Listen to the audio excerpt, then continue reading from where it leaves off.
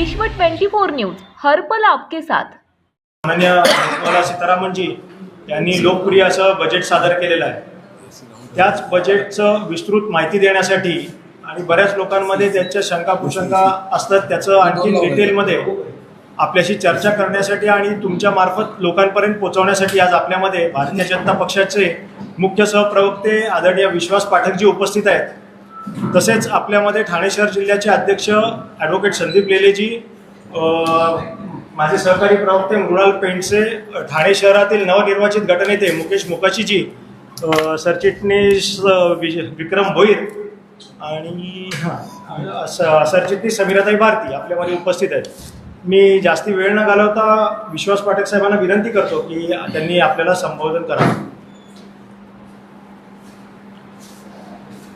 आजच्या या अर्थसंकल्पावरील वार्ताहर परिषदेमध्ये उपस्थित सर्व पत्रकार बंधूंनो आणि मंचावर उपस्थित आमच्या ठाणे जिल्ह्याचे अध्यक्ष ॲडव्होकेट संदीपजी लेले, नुकतेच ज्यांची गट नेता म्हणून निवड झाली असे नगरसेवक मुकेश मोकाशीजी, महाराष्ट्र प्रदेशाच्या प्रवक्ता नगरसेविका मृणाल पेंडसेजी, सरचिटणीस डॉक्टर समीरा भारतीजी, सरचिटणीस विक्रम भोईरजी आणि प्रदेश प्रवक्ते सागर भदेजी, सर्वांना नमस्कार। आपण सगळे जाणता की कालच आपल्या देशाच्या अर्थमंत्री सन्माननीय निर्मला सीतारामन यांनी देशाचा सलग 9व्यांदा अर्थसंकल्प सादर केला। एक महिला म्हणून भारतामध्ये अशा प्रकारचा अर्थसंकल्प सादर करण्याचा हा एक विक्रम आहे। आणि त्याचबरोबर देशाचे प्रधानमंत्री आदरणीय नरेंद्रजी मोदी यांच्या नेतृत्वामध्ये देखील 13वा सलग असा अर्थसंकल्प सादर झाला। अर्थसंकल्प सादर झाल्यानंतर अजून साधारणतः 24 तासच उलटलेले आहे। अर्थसंकल्पामध्ये सगळे प्रोव्हिजन्स हातामध्ये यायला वेळ लागतात, अभ्यास करायला वेळ लागतात, मात्र मोठे अर्थसंकल्प काय आहे हे आपल्या लक्षात आलेलंच असतं। या अर्थसंकल्पाची विशेषता अशी आहे की जागतिक स्तरावर एक वेगळ्या प्रकारचं असं वातावरण आहे। आपण बघतोच की अमेरिकेचे अध्यक्ष डोनाल्ड ट्रम्प याचा जो काही आंतरराष्ट्रीय स्तरावर एक अप्रोच आहे त्याचा फटका देखील भारताला बसू शकतो का, आंतरराष्ट्रीय स्तरावर बसू शकतो का, तिसरं युद्ध होणार तर नाही, अशा प्रकारच्या अनेक संभावनांमध्ये हा आपण सादर केलेला अर्थसंकल्प आहे। मित्रांनो, भारतात देशातील जर पहिले 10 देश तुम्ही बघितले ज्यांचा GDP हा देशामध्ये जगामध्ये पहिल्या 10 मध्ये येतो, त्यांचा सरासरी वृद्धी दर म्हणजे ग्रोथ रेट हा 3.5% आहे। या पार्श्वभूमीवर आपला जो भारताचा ग्रोथ रेट आहे हा 7.2% आहे। हे अतिशय एक आश्वासक असं चित्र आहे।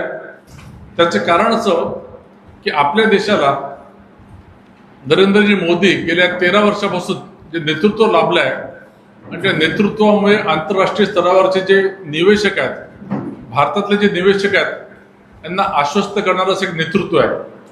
शेवटी अर्थनीती ही इन्व्हेस्टमेंटशी संबंधित आहे। आज भारत जागतिक स्तरावर FDI मध्ये म्हणजे विदेश परकीय चलनामध्ये हा मोस्ट फेवर्ड आहे।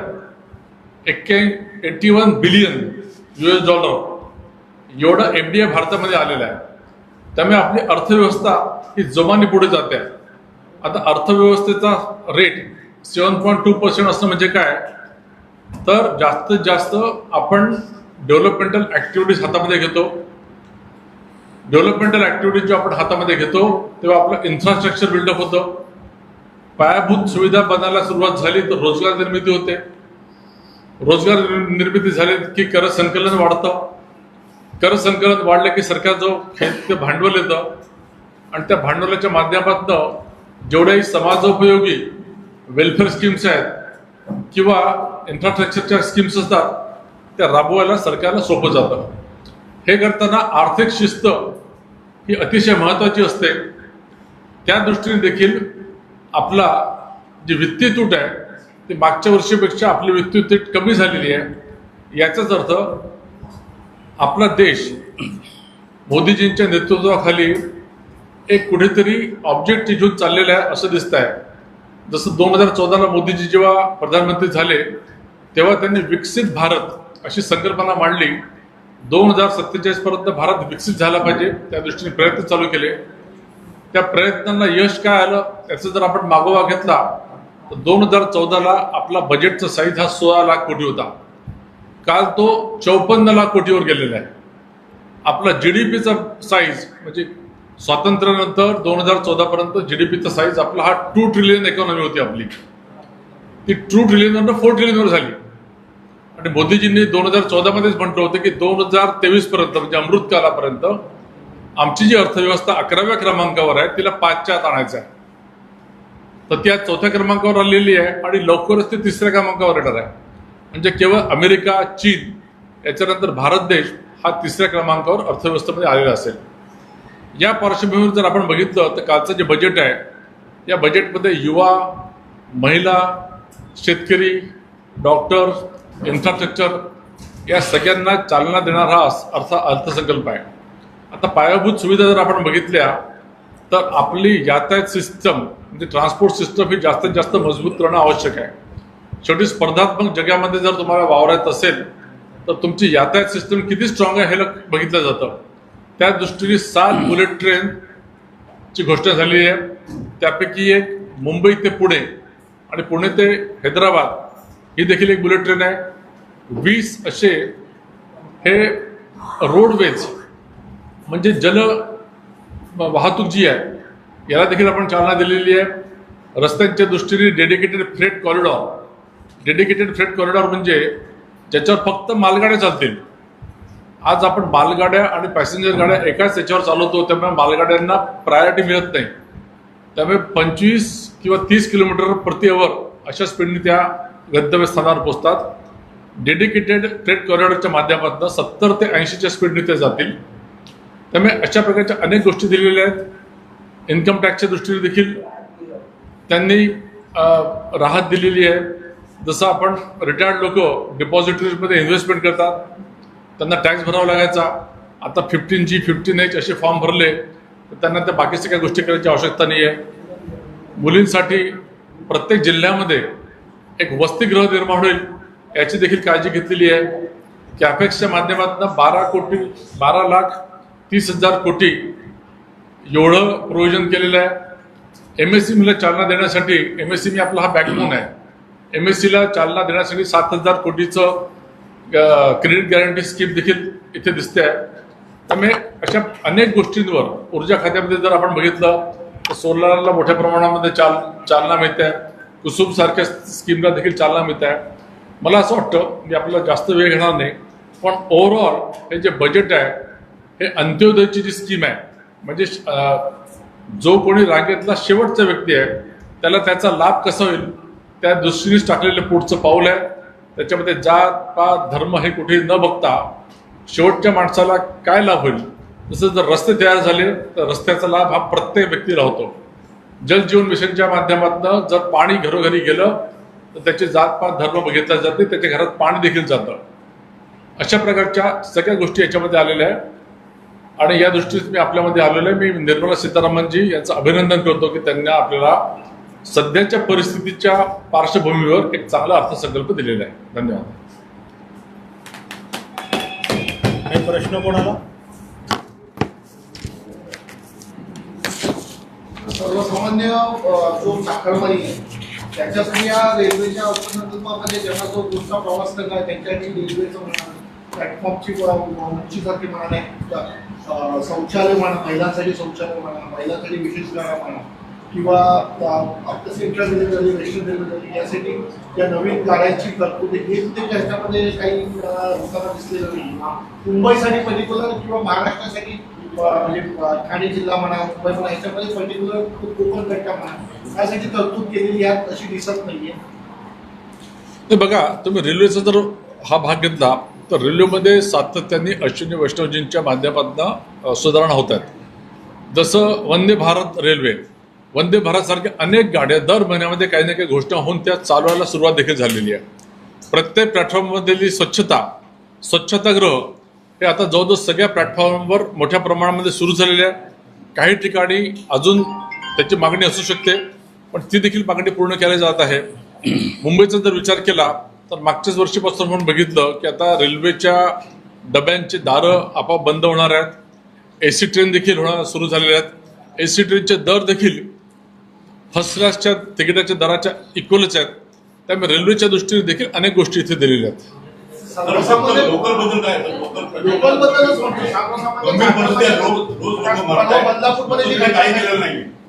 परवा बदलापूरमध्ये एका महिलेचा अपघात झाला. रोज असे शेकडो अपघात मुंबईमध्ये राज्यामध्ये होतात.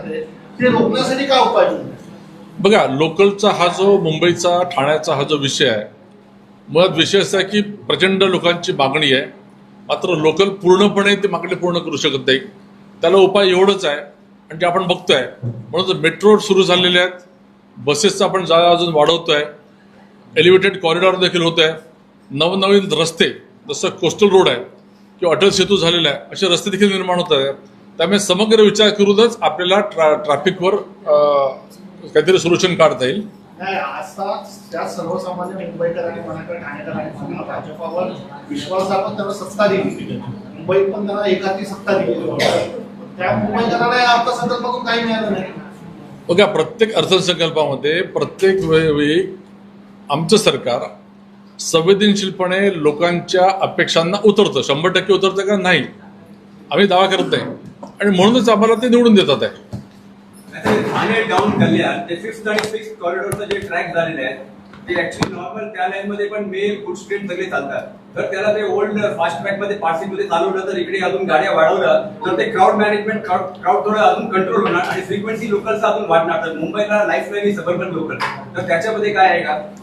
नाही, नक्कीच ही सृष्टी तुमची एकदम बरोबर आहे. त्याच्यावर हे सरकार काम करत आहे की 5वी आणि 6वी लाईन याची संकल्पना जशी आली आणि याच अश्विनी वैष्णव प्लॅनिंग केले तेव्हा पण ते फॉर सबर्बन म्हणून ते केले होते. ते केलं होतं. त्याच्यामध्ये अजून ते मेल ट्रेन चालतात. ते टाइम ड्युरेशन मध्ये चोकअप होते, लोकल ट्रेन्सला सबर्बन ट्रेन्सला होत नाही. अजूनही ते डेडिकेटेड तिकडे गेलं तर इकडे सबर्बनला केलं तर फ्रिक्वेन्सी वाढणार, तर क्राऊड मॅनेजमेंट कमी होणार, तर ऍक्सिडेंटचा चान्सेस कमी होणार. तुमची सूचना एकदम बरोबर आहे. त्याच्यावरच काम करतोय. हळूहळू त्याचं रॅशनलायझेशन होईल आणि शेवटी लोकलचे ट्रेन सेपरेट ट्रॅकवर चालतील असाच तो प्रयत्न राहील.